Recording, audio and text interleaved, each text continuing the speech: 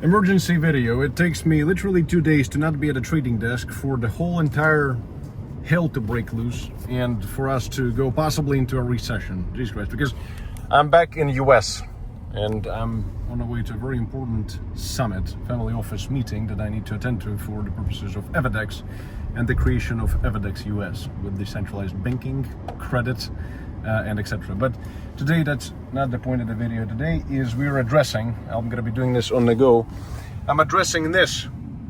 This is one of the biggest, probably the biggest crash in S&P 500 since COVID, since the pandemic. And it's actually dragging down Bitcoin together with it. Ethereum has broken 1600 as we speak. Also Bitcoin is kind of in the buy zone that I've been showing you previously. So it's actually on a good note. It doesn't look as bad as S&P 500 looks, and we're going to get to it in just a second. I'm going to also tell you about my trades and all that, in general, the setups. Generally speaking, if you look at the current state of things, the reason why everything is crashing like crazy is because of good old tariffs by Donald Trump. And this is something that the market really did not price in previously, because when I told you that it's important to look at what Trump is going to say on the 2nd of April, it's been a very important day, and he came out and he slapped tariffs upwards of dozens and dozens percent, like something upwards of 90%. It's pretty incredible, if you ask me.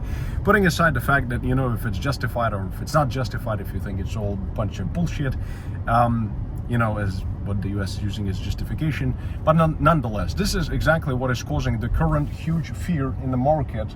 And that's why, trying not to crash the car on the way, that's why I'm multitasking and living the lifestyle of Thomas Kralow, see? Anyway, JP Morgan came out and said that now they're increasing their chances of a recession because of tariffs to 60%. So 60% chance of a deep global huge recession. So, and this is what also Donald Trump, he came out and he said that in light of everything that is happening right now, it is probably a good time for the Fed to start cutting rates. So, as I told you before, in my opinion, I still kind of hold to it, that in my opinion, that this all has been planned all along, that has been the plan of the Trump's administration to crash the markets. I've told you this before, so if you're acting surprised and you haven't been watching my videos, if you have, then congratulations. It seems like a part of one big giant plan in general, because they didn't need to refinance $7 trillion of external debt, and at the current interest rates, America just cannot afford it. So they need to crash the markets to really stimulate Powell to finally put on the money printer. So that's the whole idea, and because of these tariffs that the US has imposed, it's rattling the entire market, and people are really, really fearful for what's gonna come next. But before, that's why I'm making this emergency video, just to give you my insight as to what I'm personally expecting here, because it might not be as terrible as it looks, but hear me out, I'll give you all the details. Now, one of the breaking piece of news that just came out is this right here, which is Taiwan, Vietnam, and India is actually offering zero tariffs. So basically, they're offering zero tariffs to just stop Donald Trump. So it is already Taiwan, Vietnam, and India, which are big economies, and they're saying, okay, you know what? We can work with you on this. We can reduce the tariffs ourselves and kind of go back to where we were. So it seems like at this point that this tariff war, I don't really imagine the United States imposing more tariffs on anyone. I mean, even Trump has posted about this, saying that done deal, so forget about it, we're done. So at this point, hopefully the world, and hopefully the Iran and Israel situation is not going to escalate. Hopefully the United States is not going to attack Iran. So this is also another piece of black swan event type of news that can really play out not in our favor. So, but now let's just discuss things as they come up, you know, apparently. So with tariffs, right now that the countries are actually coming out, and big powerful countries such as India coming out and saying, you know what, let's just deal with this another way, let's just cancel our tariffs, let's just go back, because Trump said that the only way for countries to avoid tariffs is to reduce their own tariffs that they're supposedly imposing on the United States, which could be a fair approach here, to be honest. So this means in of itself that previously we've seen, if you just go check, I don't want to crash the car, so if you go and check the performance of S&P 500, you will see how poorly it's been performing. Like it looks absolutely horrific. Let me just pull this up once again, which is also kind of telling me that possibly what could be happening ahead for us. Look at it. Wow. This is incredible. Down to 4,900 on S&P 500. That's a big drop. And if you look at Bitcoin, well, yeah, we kind of went into this buying zone.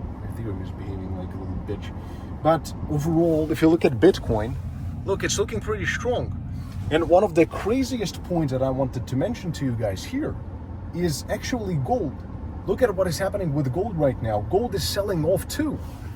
Look, this is the gold price. This is insane. So Bitcoin is kind of in the same zone. Ethereum has dumped below it a little bitch, but anyway. So Bitcoin is looking very strong. It's looking stronger than gold. It's looking stronger than S&P 500.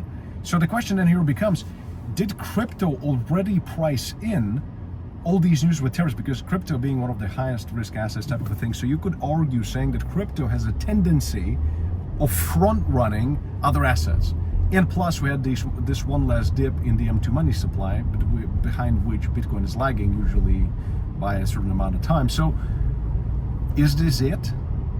In my opinion here, that if the countries really will find peace with the tariffs, then this, guys, could literally be the bottom. Now, everything is in the hands of the Fed. The only thing that we might need here is really quantitative easing. So in other words, we might need money printing.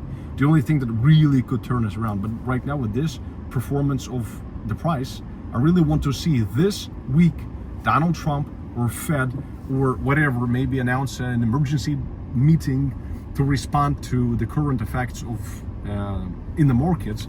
So this is the one last thing that we really need. And overall, for myself, so now we're getting to the trades themselves. I will be just brief about this. So all the trades I've been talking to you guys before about actually have been executed. So right now I've opened all these trades that I had anticipated to open. Right now a little negative, but my stop loss on Ethereum is 1500. On Bitcoin there is basically for the time being no stop loss. So, but again, small trades like $300,000 worth of trades. I don't want to really risk it. My swing trades are the same, spot portfolio the same. I really want to weather out this circumstance right now and just to understand whether my theory is correct, that the market has been simply front running these bad news in S&P 500 and it having dropped to 4,800 per S&P. I think that at this point, this shit gotta be priced in. So, and also if you guys see that I'm trading over on Bybit, there is exclusive link in the description of this video for those of you who want to trade on Bybit, want to use up to $30,000 initial deposit bonuses and up to 42% discount on trading fees, then you can use it to your advantage. Link down in the description of this video. So overall, to sum this up, I understand it's scary. I understand that you guys might be looking at this and thinking, okay, we're going into the recession and it's all gonna be just down from here. Is there a probability of this? Yes, it's possible. But overall, with the current performance, except for a few coins such as Ethereum and Solana for that matter as well, everything is holding on quite okay. So we need to survive the next couple of days, see what federal government in the US is going to do about all these protests that are happening, and also about the tariffs and the fears of recession. And once that's out of the way, I think everything is going to be priced in. So short-term volatility up and down, but overall, I'm not giving up. I'm not giving up on my positions. For that matter, as you see, I stand by what I say, so I'm opening more positions, small ones, but nonetheless. So anyway, check out that waiting list for Kralow Financial Academy, where you'll learn to actually stay afloat even these kinds of market circumstances, because in crypto, there are also ways to get hired and actually get a job. We hire a lot of people in Evadex, so you can actually have a good job. And through our Financial Academy, you get access to our network and can actually get practical experience in Evadex, for example, and then graduate and get yourself a job. And then also you learn passive income. So even with these kinds of market conditions, I still make money in crypto through passive income. There are ways of making up to 100% annual return, depending on market volatility, of course, with almost close to zero risk.